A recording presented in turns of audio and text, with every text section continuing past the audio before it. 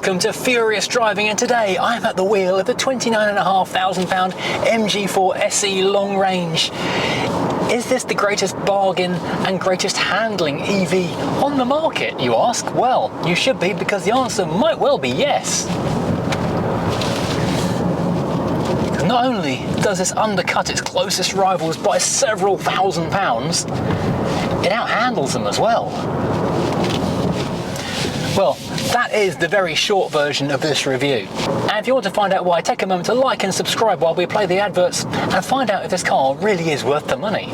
Furious Driving, proud to be supported by Bidding Classics, the online classic car marketplace with more cars added every week. Diamond Bright, protecting, cleaning and caring for the Furious fleet and for yours with 10% off using code FD10. And Lancaster Insurance cover the Furious fleet. They are one of the biggest specialist insurers in the UK, covering all areas of vintage to modern classic cars and motorbikes. Follow the links in the description below. Okay, let's cut to the chase with electric cars. They're expensive. Most people can't afford them, and the electric revolution is a long way off if no one can buy the revolutionary new products. So even super minis like the Mini EV, the Fiat 500e and the Peugeot E208, those are all like 28, 29, pushing £30,000 with options. So that's a premium of £10,000 to £15,000 over the cost of the regular ICE car. That's something I'll come back to in a second. And if you want to move up to the family car category, you're looking easily at the mid-30s, £36,000 to £37,000 for something the size of a Focus. So you're always adding a premium of 10 to 15 grand minimum to get into the electrified version of a family car. In walks MG, slams their keys on the counter and says, hold my pint. This thing, the MG4, this starts at £26,500. It's the third cheapest EV on the market in Britain, and one of those other cars is the Citroën Ami, which isn't even a car.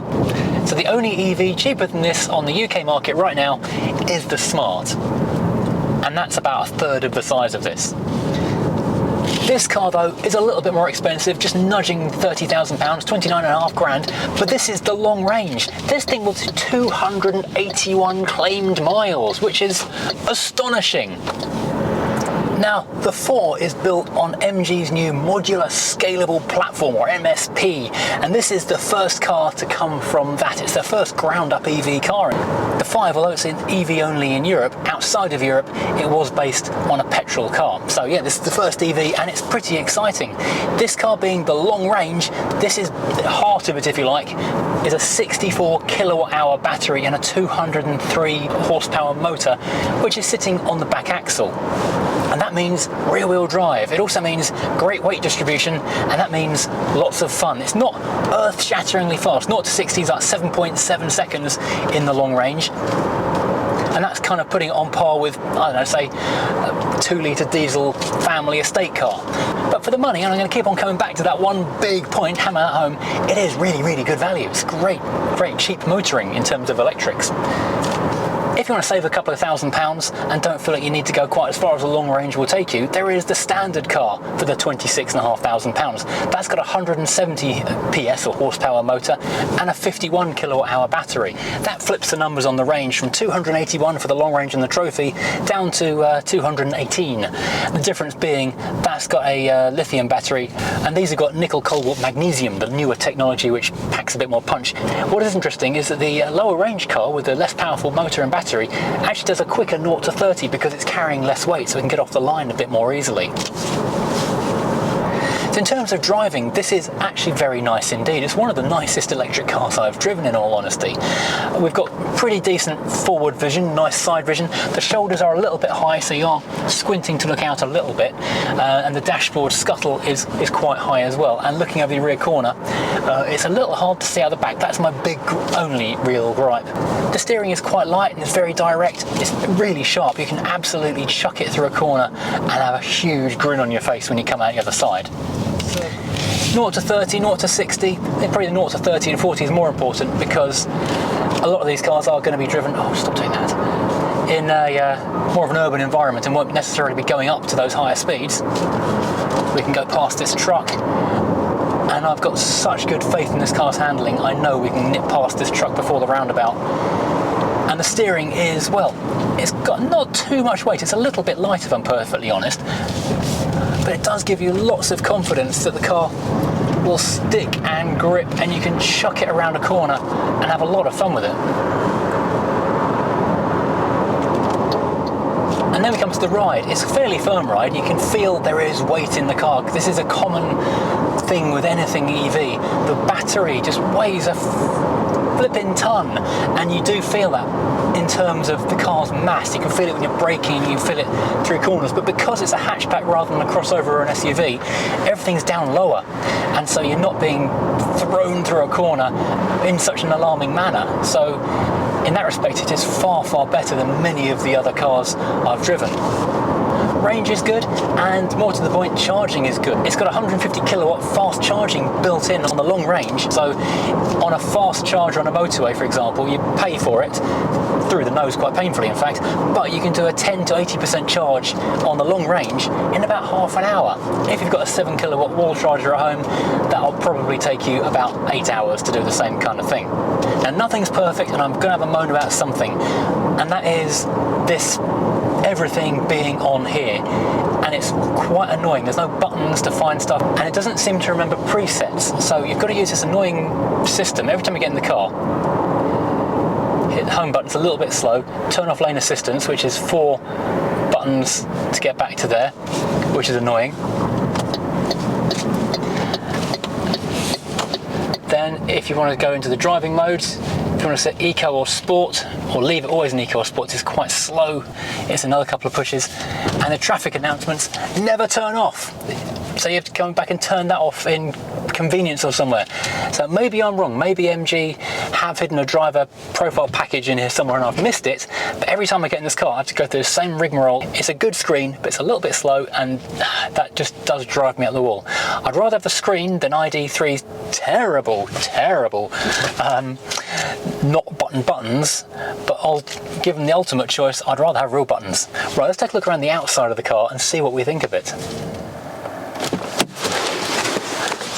Okay, so this is the outside of the MG4, and like a lot of electric cars, they're very much making a statement about how it looks. You're buying the technology that works for you at the price you can afford, as much as any other part of the package. Anyway, this is proving to be quite a popular design. The sort of sharp, squinty front with the LED headlights and the little interesting slashes and things, lots of shapes going on. It is quite sharp, dynamic, exciting, lots to see.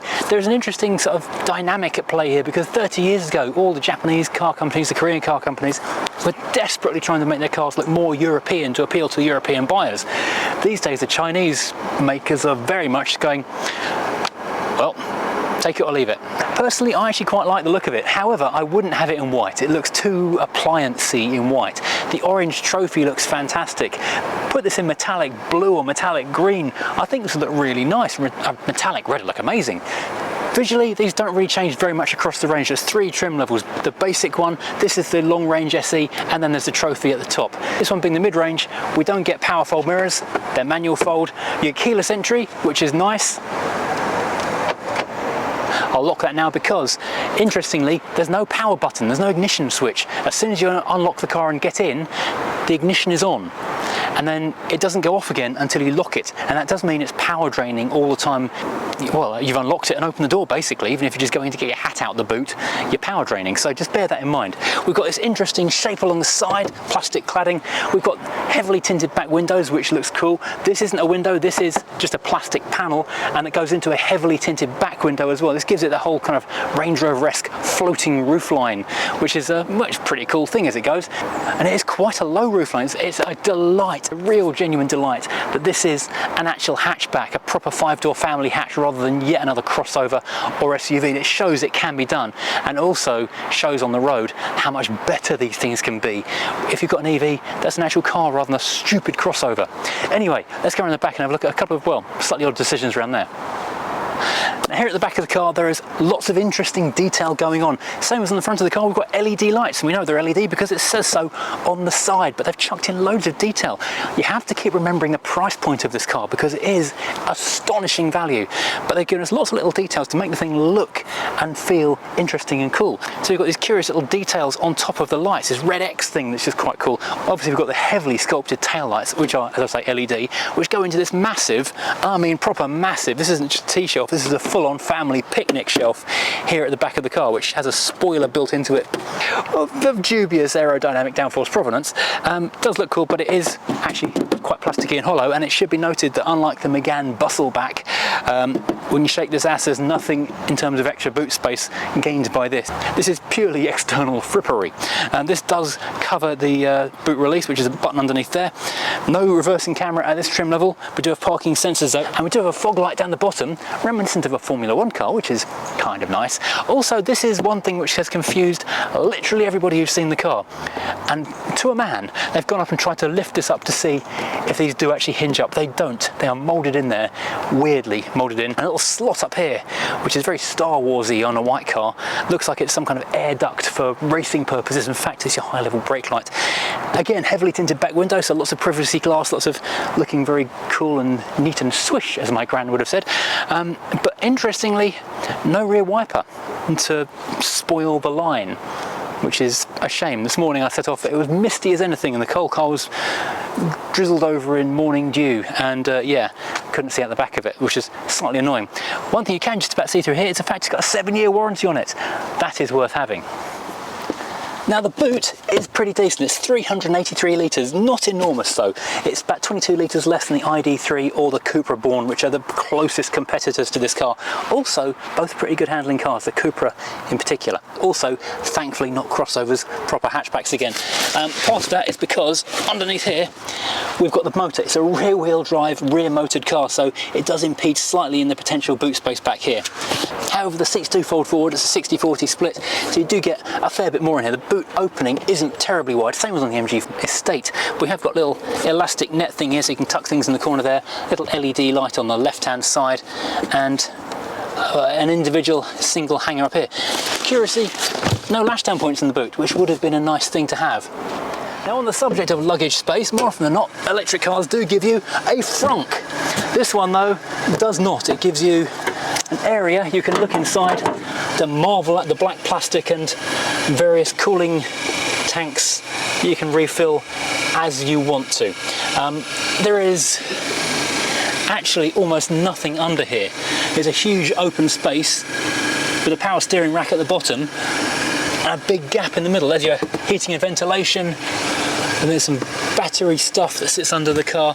Basically, it's wasted space, but all this stuff that's in this area does mean the car's got a 50-50 weight distribution, which is pretty cool in terms of handling. Right, let's take a look inside the MG4. As I say, got keyless entry. If you've got the key in your pocket, you can climb straight in. This will then activate the car, bringing everything to life. So in theory, by the time you sit down and put your seatbelt on, the car is ready to go. Now, as I mentioned on the outside of the car, you have to bear in mind this thing is astonishingly good value. This thing is sort of £6,000 or £7,000 or £8,000 cheaper than its nearest equivalent rival. So you have to bear that in mind and give it some leeway, cut it some slack in that kind of respect, because you'll feel that the plastics are a bit meh, frankly, but there's no squeaks and rattles. Everything is screwed together really solidly, so you don't feel like it's going to break apart in your hands. You've got this nice satin effect, grab handle, door handle. You've got central locking, 4 electric windows, obviously, with one touch. You've got a bit of interest moulded into the plastic, so it's not completely drab, and this is all soft touch. And this contrast stitching is like a no-cost thing that they've done.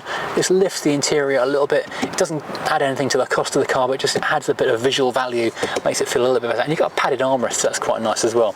You've got a decent sized door pocket down there, and you've got a good sized speaker in there as well. Moving inside, we have got black fabric seats. This is very similar to a Dacia kind of fabric in that it's a hard wearing, slightly scratchy material, but you know it's just going to last for absolute ever. You've got more of the blue contrast stitching. We do have this slight little pinching in the fabric where things could have been done slightly better. You wouldn't see that on a Mercedes or a BMW.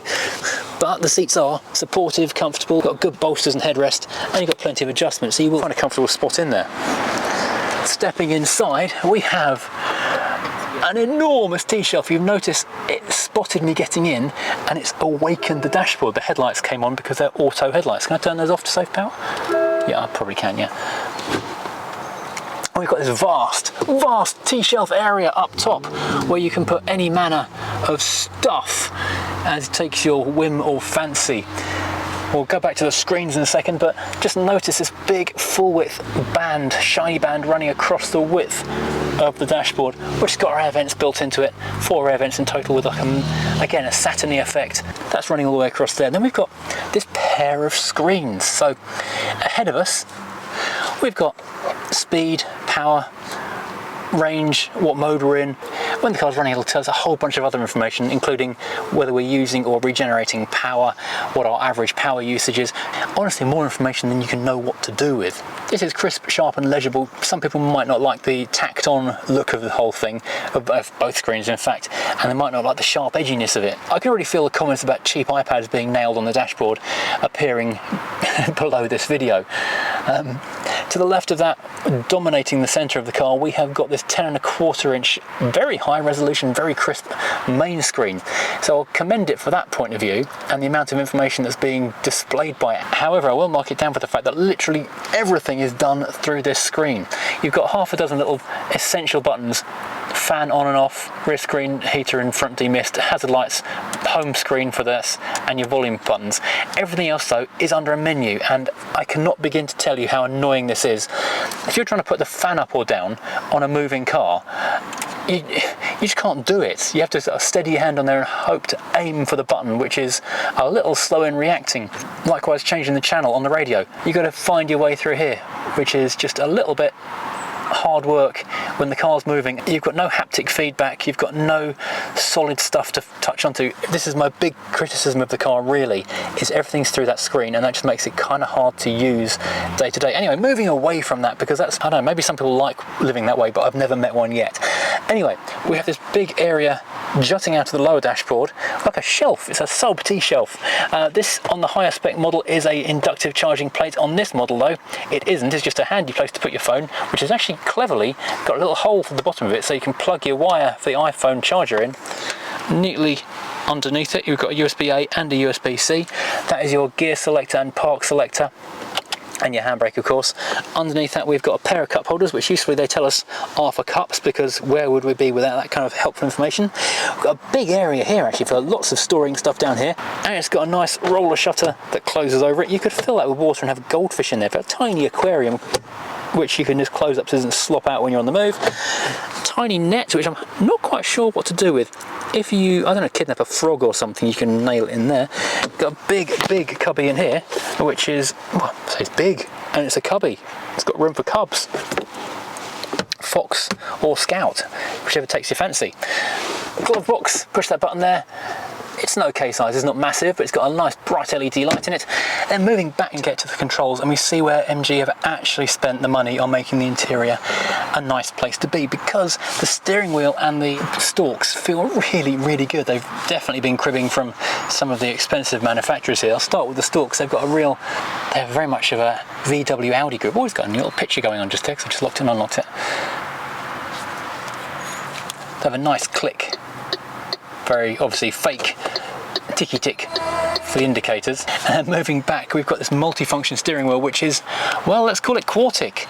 The Allegro was lambasted for having a square steering wheel back in the 70s, but this is very much the thing to do on electric cars now, it would appear. It's a nice soft feeling, I assume this is faux leather rather than real leather, but it's got the square bottom, you've got the corners. It's actually quite nice and chunky. It's not a bad thing to use, and you've got lots of controls in there, some of which are actually programmable as well, and we've got cruise control and all that kind of stuff on here. If we were to move up a level to the Trophy, we would also have inductive charging and heated seats, but that's a couple more £1,000, and if you can live without that, then you're going to do absolutely fine in the standard Long Range SE. Looking in the back of the car, we've got very similar door structure to the front. We've got nice padded faux leather, blue stitching, electric windows, satin thing, bit of piano black.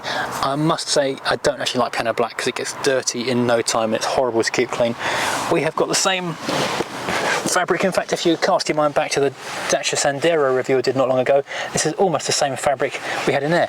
It's actually a very comfortable seat indeed. You sit fairly low in the car, surprisingly, although your feet are a little high, which is something I think I commented on the MG5. The battery pack being under the floor, it just raises your foot level up a little bit more than I would like it.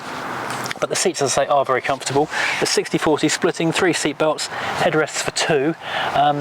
Headroom is actually surprisingly good, although because of that big black C-post, it's a little bit dark in here, and it doesn't really help in driver visibility either, it has to be said. In terms of amenities, we've got a little cubby area down here, and we've got a single USB-A in the back, so whoever's in the back can charge their phone or other devices. We've also got more of this nice little slatty stuff in the door. So all told, not a bad place to be, and certainly very amenable for the money. Right, let's get back on the road and, well, basically enjoy driving this thing some more, because it really is one of the most enjoyable EVs I've yet to experience. I can easily forget the fact that the plastics aren't as nice as in the Cupra and the dashboard isn't as pretty as the Mercedes. This is a great driving car, rear-wheel drive. Rear-wheel drive is the right-wheel drive, and so this does make this car an awful lot of fun to just hoon around. I was lucky enough to take one of these around the Millbrook test track recently, and I've got to say it was one of the most enjoyable cars I drove that day. Now we'll just briefly go back to that screen thing. Lane keep assist. The lane keep assist in this car is quite aggressive, and it chirps annoyingly, and it judges the steering wheel and stuff. It's really very, very irritating. And I know it's in there because every manufacturer has to include lane keep assist in order to get points on the NCAP test score. And if you don't have it, you get marked down, you lose a star. But in many cases, especially if you're driving down country lanes and you're swerving around potholes and goodness knows what else, it's more dangerous having the car startle you and snatch the steering wheel than just doing what you're doing. If you're going to have it for the NCAP, it would be much better just have it on a nice prominent button so the driver can just turn it off every time you get in. Oh, look, another MG4. That's the orange trophy colour. Yeah, it'd be much nicer to be able to turn it off completely. You want to be able to turn it off and just use the button, not go into a menu. Now, hiding inside this menu, we have got various driving modes. We've got Sport, Normal, Eco and Snow, as well as a custom mode. Energy recovery, we can have low, medium or high. I've left it on high, and this is just lifting off completely. It's not the most powerful regen recovery system braking. You can't one pedal brake it like you can in a Leaf, for example. It's not as powerful as, say, a Leaf, which will bring you virtually to a halt, but it does work pretty well, and it does gather a fair bit of power back for you. Just have to remember to actually hit the brake pedal at the end when you do finally stop.